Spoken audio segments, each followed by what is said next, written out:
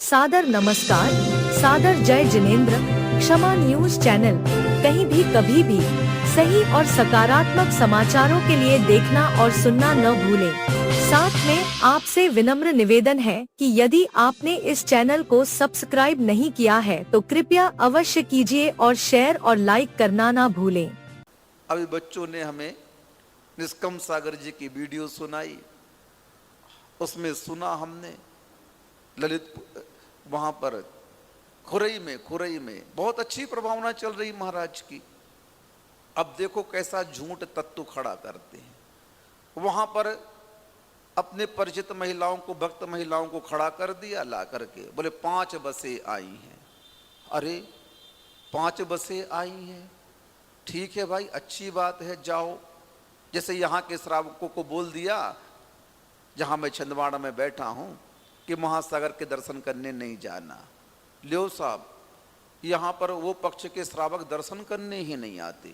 अब ये बात कौन बताए किसको? मैं बता रहा हूँ, क्योंकि बात अब खुल गई तो मैं बता दे रहा हूँ कि यहाँ पर जो दूसरे पक्ष वाले हैं वो यहाँ पर मीटिंग कर लिए कि महासागर का चतुर्मास फेल करना है, अपन को चौका नहीं लगाना है, अपन को प्रवचन में नहीं जाना है। सुनो, अब ध्यान से सुन लो अच्छे से थोड़ा सा। समय सागर महाराज जी की फोटो मंदिर से हटवा दी, इनके किसी भी कार्यक्रम में नहीं जाना है। यहाँ विधान हुआ तो विधान वहाँ रख दिया उसमें, ताकि कोई नहीं जाए, जो कोई जाएगा उसको इस मंदिर से अलग कर दिया जाएगा। अब इस प्रकार की मीटिंग कौन करवा रहा है श्रावक के लिए, मैं पूछना चाहता हूँ।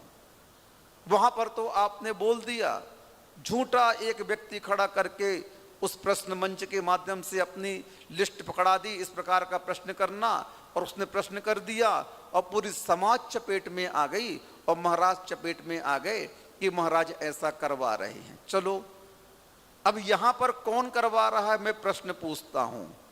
वो श्रावक आकर के जवाब दे जिन्होंने मीटिंग की है। यहां पर आकर के प्रवचनों में हुल्लड़ कर रहे हैं, दंगे की स्थिति बना रहे हैं। शांत हैं तो इसका मतलब क्या हो गया? यहां पर कौन उन्हें आदेश दे रहा है कि तुम ऐसा करो?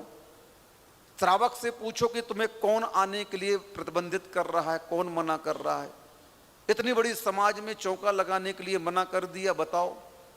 बहुत सारे लोग लगाना चाहते हैं, आना चाहते हैं, लेकिन वह वहां से बंधे हुए हैं, और यहाँ जो प्रमुख बने हुए हैं उनके वो थोड़ा सा पावर में होंगे। क्या मजबूरी होगी पता नहीं उनकी बात मानने के लिए, श्रावकों की कुछ कह नहीं सकते। लेकिन यहाँ का माहौल इतना गंदा करके रखा है छिंदवाड़ा का। अब यहाँ से तो हमने कुछ नहीं कहा, लेकिन श्रावकों के ऊपर क्या दबाव आया। चौका नहीं लगाना, यहाँ पर प्रवचनों में मत जाना, यहाँ पर अरे मत आओ, मत लगाओ चौका, उससे क्या होता है? समाज बहुत बड़ी है, और भी तो समाज है। खंडेलवाल समाज है, यहाँ पर गोला पूरब समाज है, गोला लारे समाज है, और भी श्रावक समाज है, परिवार समाज है। तुम नहीं आओगे तो क्या महाराज का चतुर्मास नहीं होगा क्या? महाराज का चर्या नहीं पलेगी क्या? महाराज भूखों मर जाएंगे क्या? बताओ। कोई भी तुम्हारे इस क्रिया से फर्क पड़ने वाला नहीं है, बल्कि तुम्हारी और बदनामी जग में होने वाली है। छिंदवाड़ा समाज का मैसेज पूरे विश्व में गया कि यहाँ पर एक समाज ऐसी है जिन्होंने उपस्थित महाराज की घोर निंदा और विरोध किया। अब बताओ किसके कहने पर किया, ये सब जानते हैं। किस पक्ष वाले हैं सब जानते हैं, कौन करवा रहा है सब जानते हैं। अब बताओ, ये महाव्रती का स्वरूप है क्या? मंच पर बैठकर कुछ और बोलते हैं और अंदर कमरे में बैठकर प्लानिंग कुछ और चलती है। ये श्रामण्य है क्या? श्रामण्य इसको नहीं कहते हैं। मन में होए तो वचन उचरिए, वचन होए सो तन सो करिए, ये श्रामण्य का स्वरूप कहा गया। सत्य महाव्रत है, उस सत्य महाव्रत को कैसे संभालना है देखो थोड़ा सा। हम क्या कर रहे हैं? हमारा मन योग कितना बिगड़ गया इस राग द्वेष के कारण, वचन योग कितना बिगड़ गया, और काय योग भी कितना बिगड़ गया। देखो आज खुरई समाज से 2-4 भक्तों को बुलाकर मंच में खड़ा करवा करके पूछवा दिया, ऐसा प्रश्न पूछो, और हमारे निष्कम सागर महाराज को बदनाम कर रहे कि वो रोक रहे हैं। अब ये छिंदवाड़ा के बारे में कौन बोलेगा कि यहाँ पर किसने रोका है समाज को आने के लिए? क्यों नहीं आ रही है समाज यहाँ पर? क्या वो मुनि भक्त समाज नहीं है क्या? चाहे वह गुलापुरब समाज हो, चाहे परवार समाज हो, चाहे खंडेल बाल समाज हो, जो भी मुनि को मानता है, क्या वह मुनि महाराज में भेद करेगा क्या कि ये महाराज आएंगे तो ही हम चौका लगाएंगे, ये महाराज नहीं आएंगे तो चौका नहीं लगाएंगे? अब तुमने अपने श्रावकत्व को समाप्त कर दिया, और जिसने ये कार्य करवाया उसने श्रमणत्व को समाप्त कर दिया। उस श्रमण बचा ही नहीं, श्रामण्य है ही नहीं उसके पास में। क्यों? श्रामण्य का स्वरूप अलग होता है। इसलिए थोड़ा सा श्रावकों को समझना चाहिए कि इस प्रकार की बंदिश लगाई जा रही है, रोका जा रहा है, मतलब ये धर्म सही नहीं है। जो रोक रहा है धर्म करने से वो तो पापी है, और जो रुक रहा है वो महापापी है। क्यों? तुम प्रभाव में आ गए। अगर तुम ऐसे ही मिथ्या दृष्टियों के प्रभाव में आकर अपने उस श्रावकत धर्म को छोड़ोगे तो तुम्हारी दुर्गति को कोई रोक नहीं पाएगा। नुकसान किसका हुआ? तुम्हारे यहाँ खाने से हमको फायदा होता कि तुमको फायदा होता? बताओ। चौका लगाने से श्रवण को फायदा है कि श्रावक को फायदा है? दान देने से श्रावक को फायदा? अब तुम्हारा चातुर्मास 0 निकला, और कितने निकाचित कर्मों के पाप बंध के साथ निकला कि उस पाप को धोने में तुम्हारे लिए ये भाव तो काम में नहीं आएगा। कितने भाव लग जाएंगे तुम्हें उस पाप को धोने में, पता नहीं क्या कहें। क्यों? तुमने धर्म की अवहेलना की। आप महासागर की अवहेलना नहीं कर रहे हो, आप निष्कम सागर की अवहेलना नहीं कर रहे हो, आप श्रामण्य की, श्रावक धर्म की, जन धर्म की, मोक्ष मार्गी की अवहेलना कर रहे हो। उसका दुष्प्रभाव तुम्हें भोगना पड़ेगा, और भोगना शुरू हो गया है, परिणाम आने लगे हैं, लेकिन अभी भी समझ में नहीं आ रहा है। आएगा समझ में, जब पर्याय बदलेगी तब समझ में आएगा कि किस पाप की सजा मुझे मिल रही है। कर्म किसी को भी बख्शेगा नहीं, छोड़ेगा नहीं। सामान्य क्या है, श्रावकत्व तो क्या है, ये पद कहे गए हैं, और पद प्राप्त करना पड़ता है। क्या करना पड़ता है? पद यूं ही नहीं मिलते हैं कि तुमको जन्मजात पद मिल जाए। पद प्राप्त करने के लिए पुरुषार्थ करना पड़ता है, और उस पुरुषार्थ में मूल राग द्वेष का हनन करना पड़ता है। उस श्रामण्य को, उस श्रावकत्व के गुणों को अपनाना पड़ता है। नहीं, जिन क्रियाओं के माध्यम से हमारा धर्म ध्यान छूटता है, उन क्रियाओं को, जिन व्यक्ति के माध्यम से हमारा धर्म ध्यान छूटता है, उस व्यक्तियों को हम छोड़ देंगे, लेकिन धर्म को नहीं छोड़ेंगे। ये श्रामण्य कहलाता है, ये श्रावकत्व कहलाता है। गुजरात की एक घटना है। राजा बहुत ही व्यसनी था, और व्यसनी राजा वहाँ के गांव की लड़कियों को बुलाता था और उनके साथ अय्यासी करता था। एक बार उसका संदेश जैन श्रावकों की लड़कियों को बुलाने का हुआ। अब जैन समाज की लड़कियों को बुलाया, सारी जैन समाज इकट्ठी होकर के मीटिंग करती है। बोली क्या करें, राजा कैसा है, व्यसनी है, और उसने हमारी बच्ची को बुलाया है। पूरी समाज, सत्य घटना है, झूठ घटना नहीं, कहानी नहीं है कोई, ये सत्य घटना बता रहा हूं आपको मैं। पूरी समाज इकट्ठी होकर के मीटिंग करती है, क्या करना है। बोले या तो इस राज्य को छोड़ना पड़ेगा, या फिर अपनी बहन बिटिया इनको देना पड़ेगा इस अय्यास राजा को। क्या करना है? सबने एक मत निर्णय लिया। जैन कैसा निर्णय लेता है देखो, सच्चा जैनी कौन होता है देखो। बोले नहीं, हम उस आताताई के हाथों अपने बच्चों को नहीं सौंपेंगे, चाहे कुछ भी हो जाए हम उसकी बात नहीं मानेंगे। और उन्होंने निर्णय लिया कि रातों रात इस गांव को छोड़ देंगे। और उन लोगों ने क्या किया, जिस स्थान पर बच्ची को भेजने के लिए कहा गया था उस स्थान पर कुतिया को बांध करके आए। किसे बांध करके आए? कुतिया को बांध करके आए। ये संदेश दिया, तू इसमें मर, तू कुत्ता है और इसमें तू रमण कर, मैं अपने बच्चों को नहीं भेजूंगा। रातों रात पलायन करके नगर छोड़ दिया। ये कहलाते हैं जैन। अपनी संस्कृति की रक्षा के लिए राजा से भी पंगा ले लिया। ये जितने भी हुमड़ जैन है राजस्थान में बांसवाड़ा एरिया में बसे हुए, वही हैं, उनकी कथा है ये सब। वो गुजरात से छोड़ करके यहाँ आए राजस्थान में। क्यों? श्रामण्य को अंगीकार जो करता है, श्रावकत्व को जो अंगीकार करता है, वह किसी से डरता नहीं है, किसी के प्रभाव में नहीं आता है। हम लोग श्रामण्य को अंगीकार किए हैं, हम तेरे प्रदर्शन से डरेंगे नहीं, तो हमारा क्या कर लेगा? हम तो मरने के लिए मुनि बने हैं, जिंदा रहने के लिए मुनि नहीं बने हैं। हमने श्रामण्य को ही अंगीकार किया है समाधि के लिए। किसके लिए?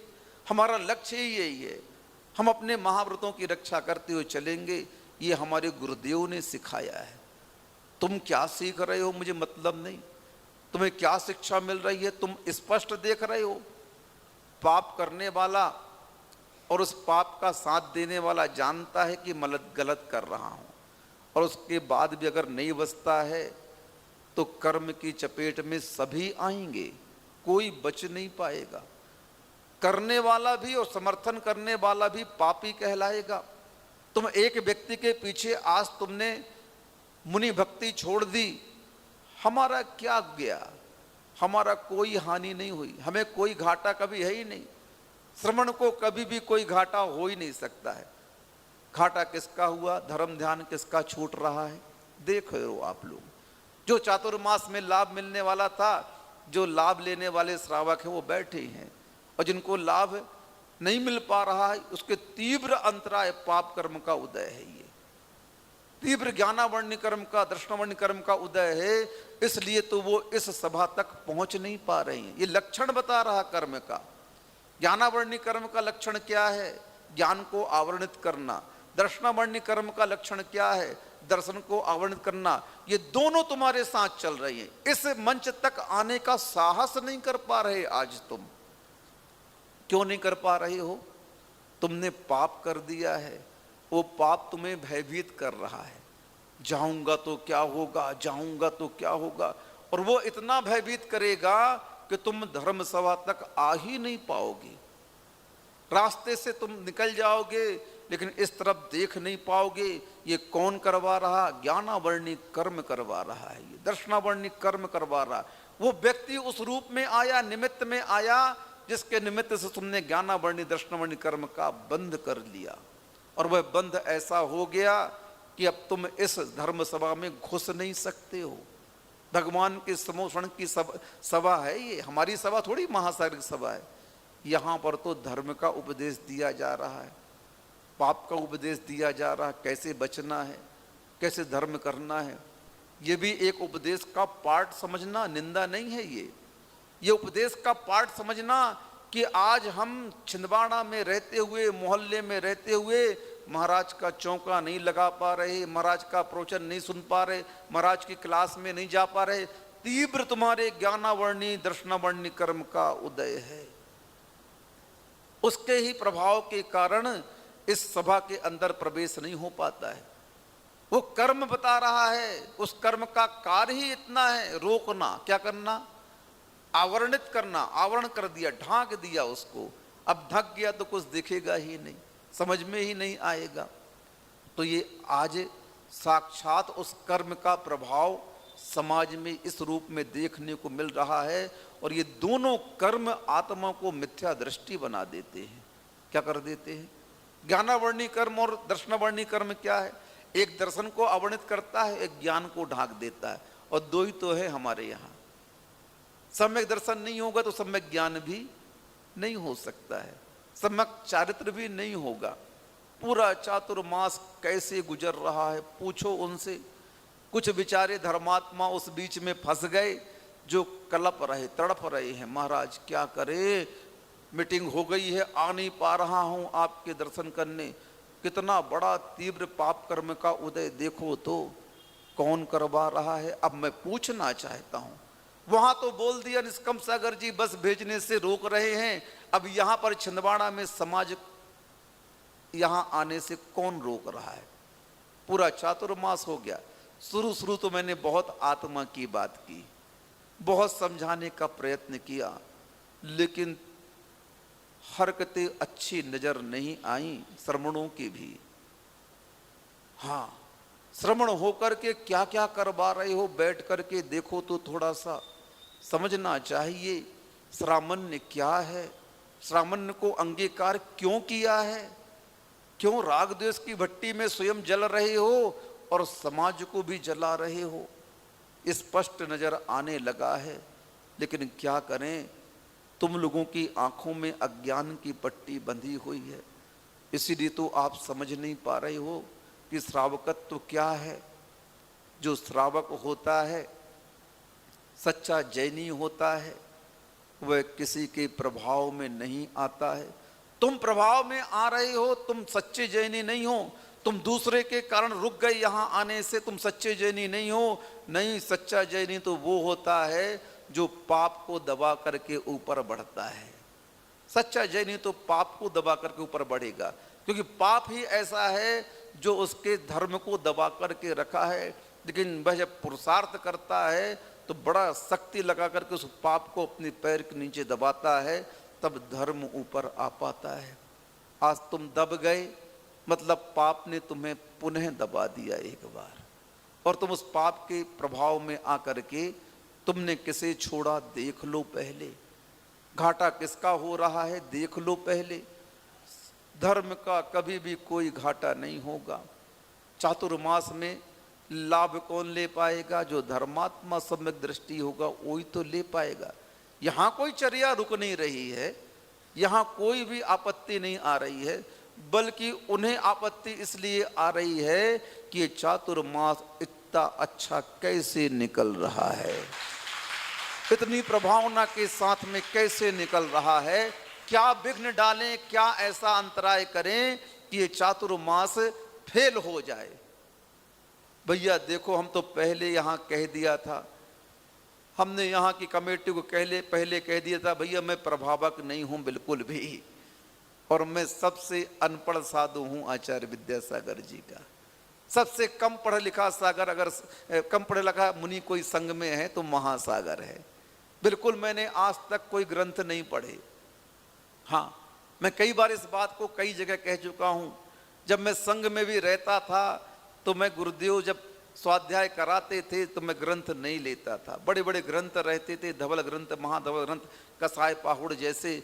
हम गुरुदेव से प्रार्थना करते, गुरुदेव हम ग्रंथ नहीं पढ़ेंगे, हम सुनेंगे आपके मुख से बस। गुरुदेव कहते हाँ कोई बात नहीं, सुनो तुम बस।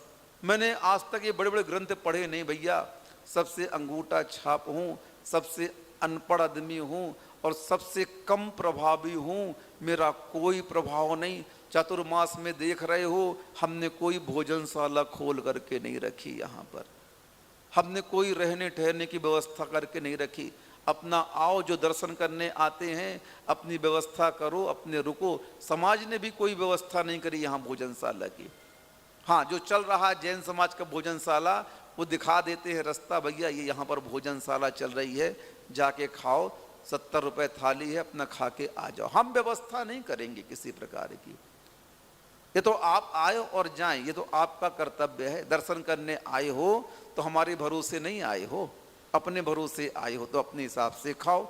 और यहाँ के लोगों को भी कह दे रहा हूँ, आगे दर्शन करने मत आना मेरे, सुनो, आगे मेरे दर्शन करने मत आना।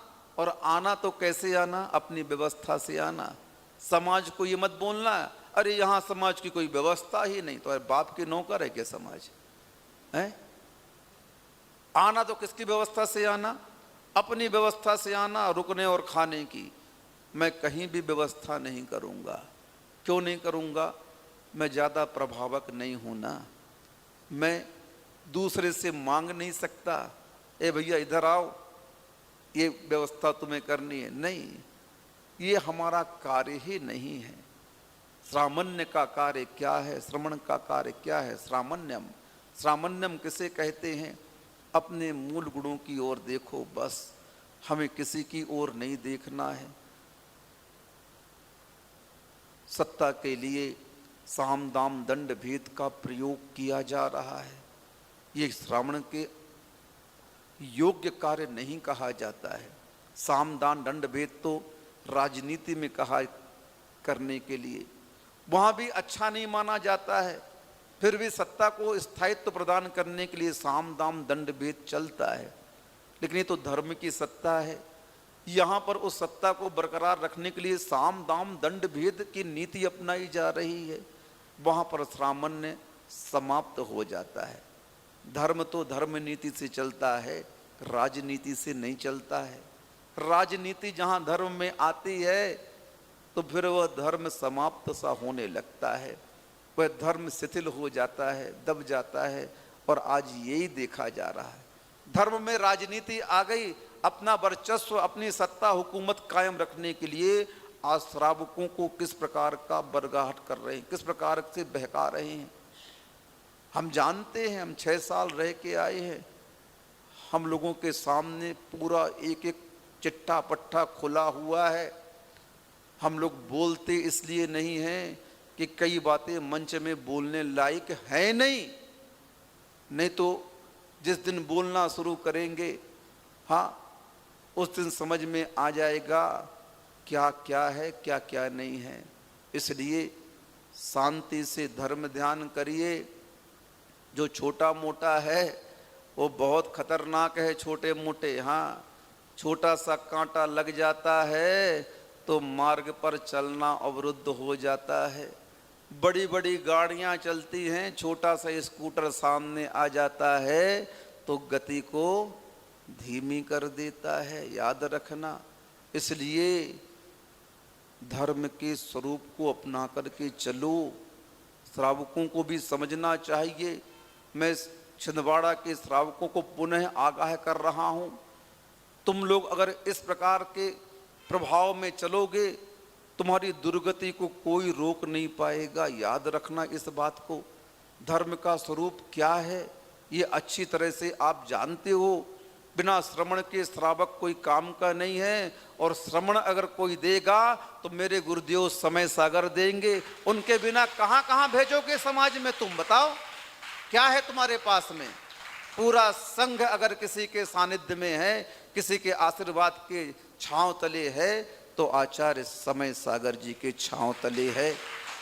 हाँ, पूरा आर्य का संघ, पूरा मुनि संघ। इसलिए समाज को चेतना चाहिए कि समाज में श्रावक का धर्म ध्यान अगर कोई करा सकता है और श्रवण करा सकता है, साधु करा सकता है। और साधु कहाँ से मिलते हैं? पूज्य आचार्य समय सागर की आज्ञा से मिलते हैं। हाँ, इसलिए आप लोग को चेतना चाहिए, समाज वालों को थोड़ा सा।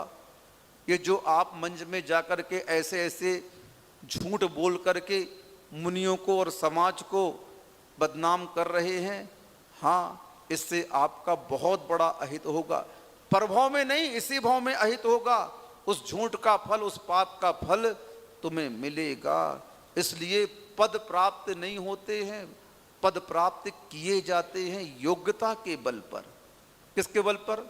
संसार के जो पद हैं उसके लिए भी योग्यता देखी जाती है, परीक्षाएं होती हैं। यहाँ पर भी जो पद हैं योग्यता देखी जाती है, परीक्षाएं होती हैं, और उसके बाद में उस पद पर आप स्थापित किए जाते हो।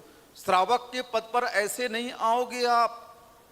श्रावक के पद पर आने के लिए श्रद्धानम परमार्थाना माप्त आगम तपोव्रताम त्रिमूढ़ापोड़ मष्टांगम सम्यक दर्शन मस्म्यहम।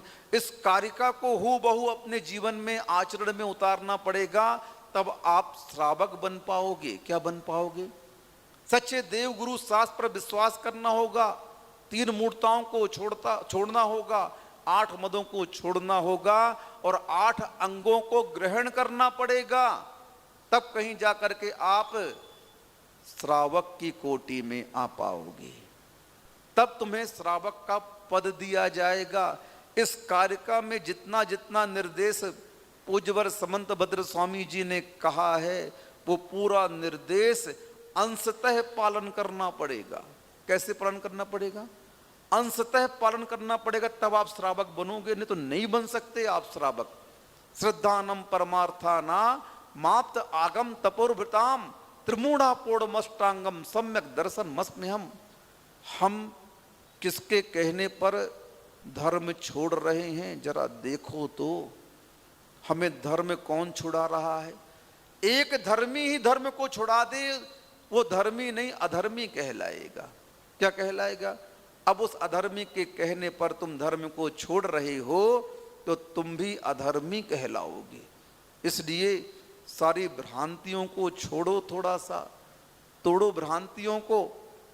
है सब्जी भाजी खरीदने जाते हो तो कितना देखते हो, निरीक्षण करते हो। क्या तुम्हारी बुद्धि सो गई इस विषय में? क्या धर्म के विषय में ही तुम्हारी बुद्धि सो गई? क्या तुम यहां पर निर्णय नहीं कर पा रही हो कि गलत हो रहा है? इतना कोई कहने का साहस नहीं कर पा रहा, ये गलत हो रहा। एक बार भी क्षमा याचना के लिए नहीं आए कि महाराज हमसे भूल हो गई। झूठी मूठी कह देते, महाराज पता नहीं था, प्रवचन का समय चल रहा था, अचानक हम लोग यहां से निकल गए।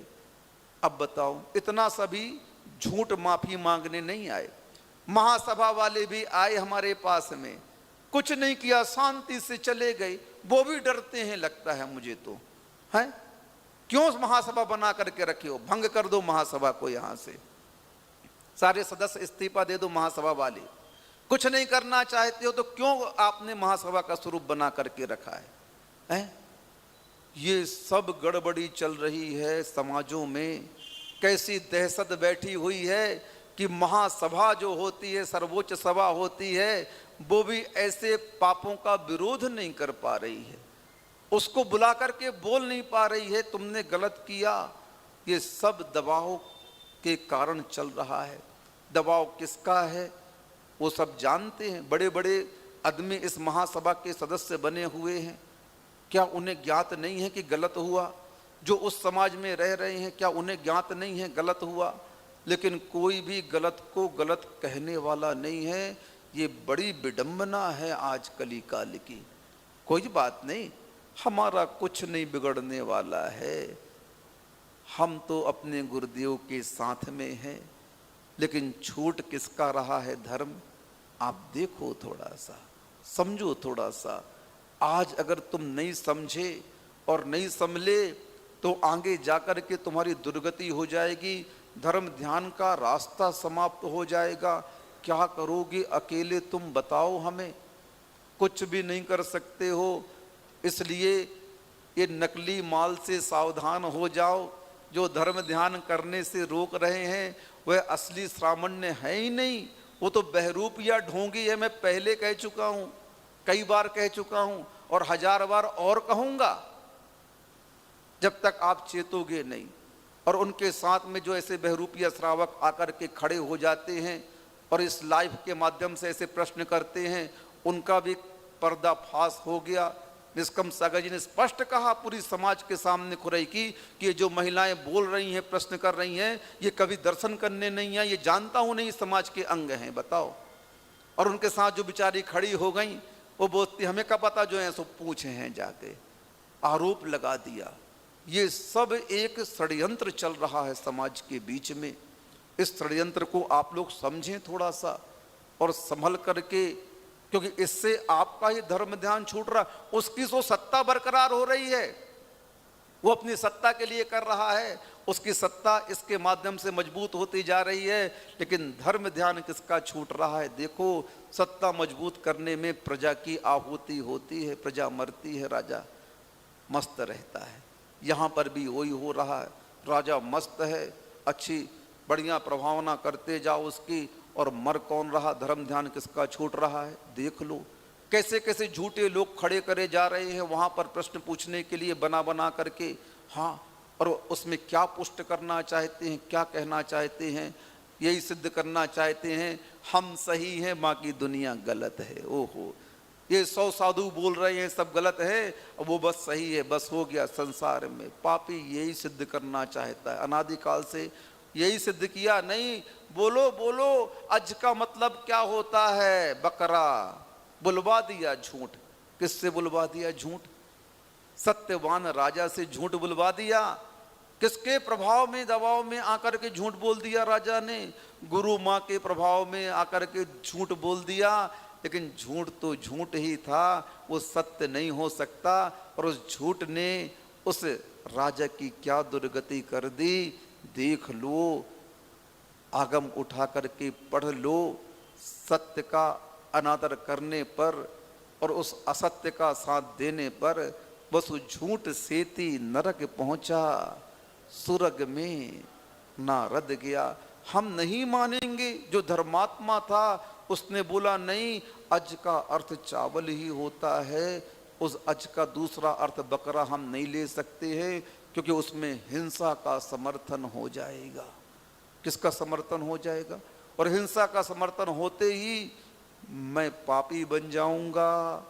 इसलिए हिंसा का समर्थन करो, चाहे असत्य का समर्थन करो, चाहे चोरी का समर्थन करो, चाहे कुशील का समर्थन करो, और चाहे परिग्रह का समर्थन करो, ये सारे समर्थन करने वाले पापी ही सिद्ध होंगे कर्म सिद्धांत के अनुसार। आप धर्मात्मा सिद्ध नहीं हो सकते हैं। इसलिए पद प्राप्त करना पड़ता है। और पद प्राप्त कब होता है? जब आप अपनी योग्यता को दिखाएंगे, प्रकट करेंगे। श्रामण्य ऐसे नहीं होता है। पल पल इन महाव्रतों की रक्षा की जाती है। 7वें अध्याय में तत्वार सूत्र के एक एक महाव्रतों की रक्षा के लिए 5-5 भावनाएं दी हैं। पंच पंच कह करके ये कहा गया कि इनकी आप रक्षा करो। अहिंसा अणुव्रत में दोष लगते हैं तो कैसे बचेंगे, इनसे बचना पड़ेगा, वो कारण दे दिए वहां पर। वांग मनोगुप्तेरिया दान निक्षेपण समित्या लोकितपान भोजनानी पंच, इससे अहिंसा अणुव्रत की रक्षा, महाव्रत की रक्षा होगी। फिर क्रोध लोभ विरुत्व हास्य प्रत्याख्याना नुनबीच भाषणम च पंच, इससे किसके? सत्य की रक्षा होगी, भावना भाव। शून्यागार विमोचता वास परोपरोधाकरण भैक्ष शुद्धि सुधर्मा विसंवादा पंच, इससे चोरी की दोष लगेंगे, उससे रक्षा करो। फिर स्त्री राग कथा श्रवण तन मनोहरांग निरीक्षण पूर्व रता अनुस्मरण विशेष रस स्वश्री संस्कार त्यागा पंच, इससे ब्रह्मचर्य की रक्षा होगी। मनोज्ञा मनोज्ञेन्द्रिय विषय राग द्वेष वर्जनानी पंच, इससे आप अपरिग्रही बनी रहोगे, परिग्रह से बच पाओगे। ये क्यों सूत्र दिए? भावना के रूप में। आचार्य महाराज बोलते, इस भावना के सूत्र को माला फेरिए आप लोग, ताकि महाव्रतों की रक्षा कर सको। नहीं तो महाव्रतों की रक्षा करना, कोई भी व्रतों की रक्षा करना बड़ा मुश्किल कार्य होता है। परिणाम कब गिर जाते हैं, कब किसके प्रभाव में हमारा स्वभाव समाप्त हो जाए, कह नहीं सकते हैं। इसलिए समझना चाहिए धर्म क्या है। अगर आप इतना नहीं समझ पा रहे हो तो फिर आपका यह भाव दुर्गति का कारण बन जाएगा। जब श्रवण का भेष धारण करके श्रावक को ऐसी शिक्षा झूठ की, चोरी की, कुशील की, परिग्रह की दी जाए, फिर वह श्रवण कहाँ कहलाएगा? मुझे बताओ। मैं आप लोगों के लिए ऐसी शिक्षा देने लगूं तो मेरा श्रामण्य तो समाप्त हो ही जाएगा, और सामने वाले पर उस मोक्ष मार्ग का क्या प्रभाव पड़ेगा, ये बहुत चिंतनीय विषय है। इसलिए आप लोगों को बड़ी सावधानी से अपने श्रावक धर्म का पालन करना है। अगर नहीं कर पा रहे हो तो समझ लेना तुम्हारा जीवन पापों में लिप्त तो था ही पहले से। संसार में थोड़ी बहुत जो धर्म करने की निमित्त मिलते थे हमारे लिए, उस निमित्त को भी हमने कैसे खो दिया, बर्बाद कर दिया। अब तुम्हारा क्या होगा? अब तुम कैसे निमित्त को जुटा पाओगे? इसलिए हमें उन पदों को प्राप्त करने के लिए उस श्रद्धान को मजबूत करना पड़ता है, आने वाली बाधाओं को दूर करना पड़ता है, तब कहीं जाकर के इन व्रतों की रक्षा हो पाती है। इस प्रकार से हमें व्यर्थ के उन राग द्वेष में नहीं पड़ना है, हमें किसी भी उस बवंडर में नहीं पड़ना है। श्रामण्य देख करके हमें स्वीकार करना है, यही हमारे गुरु हैं। बस जहाँ पर बीत रागता दिख जाए, सम्यक दृष्टि वहाँ पर नमन करता है और उस वीतरागता की परिचर्या में अपना समय देता है, क्योंकि श्रावण्य को हम सुरक्षित रखेंगे और श्रमणत्व और श्रावकत्व को तुम सुरक्षित रखोगे, तभी जैन धर्म आगे बढ़ पाएगा। नहीं तो यहीं पर अब दिखने लगा है कि पंचम काल कितना चरम सीमा पर है। गुरुदेव को गए अभी कुछ ही वर्ष हुए हैं और आपके सामने ये दिखने लगा कि क्या सामान्य है, क्या धर्म है, कैसे प्रतिकूलताएं आने लगी हैं। ये सब आप लोग समझें कि मन में कुछ और चल रहा है, वचनों में कुछ और हो रहा है और क्रियाओं में कमरे के अंदर कुछ और हो रहा है। इसका नाम सामान्य नहीं है। सामान्य राग द्वेष की निवृत्ति का नाम है। हाँ, उस राग द्वेष की निवृत्ति नहीं होती है तो फिर सामान्य काहे का। उस झूठ चोरी कुशील परिग्रह हिंसा से नहीं बचते हैं तो श्रावक और सामान्य काहे का। इसलिए धर्म की शुरुआत ही यहाँ से रखी गई है कि हमारा श्रद्धान, चाहे वह श्रमण हो चाहे श्रावक हो, ये कारिका दोनों के ऊपर फिट होती है। दोनों को इस कारिका का अनुसरण करना पड़ेगा, तभी एक का सामान्य सुरक्षित रह पाएगा और तभी एक का श्रावकत्व सुरक्षित रह पाएगा। क्योंकि सम्यक दर्शन समाप्त होते ही श्रावकपना भी समाप्त हो जाता है और सामान्य भी समाप्त हो जाता है। इसलिए मूल आधारशिला क्या है? श्रद्धानम परमार्थाना माप्त आगम तपोव्रताम त्रिमूणापूर्ण मष्टांगम सम्यक दर्शन मस्मिहम। इस कारिका को हमेशा गुरुजी कहते श्रवण भी इस कारिका का अनुसरण चिंतन मन करता रहे और श्रावक भी इस कारिका का चिंतन करते रहे और इस कारिका के अनुसार अपने परिणामों को करेगा, तभी वह श्रवण पद पर टिक पाएगा और तभी वह श्रावक पद पर टिक पाएगा। इतना ही पर्याप्त है। अहिंसा परमो धर्म की। क्षमा न्यूज चैनल देखने के लिए आपको बहुत बहुत धन्यवाद। सादर प्रणाम। सादर जय जिनेंद्र।